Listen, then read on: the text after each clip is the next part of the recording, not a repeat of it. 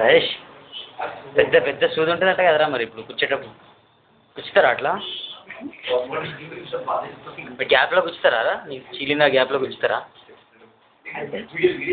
వీడియోనే తీస్తున్నాం మరి నేను మాట్లాడుతాను ఏది అది ఒకసారి జూమ్ చేసి కవర్ చేస్తాం దాన్ని బాబు మీరు ఫేస్ ఎక్స్ప్రెషన్ చూడండి 10 మంది రేపు చేసి వచ్చేసి నేనైతే వెయిట్ చేసి ఎయిడ్స్ అని చెప్పారేమో నీకు అనుకుంటున్నాను బర్రెలు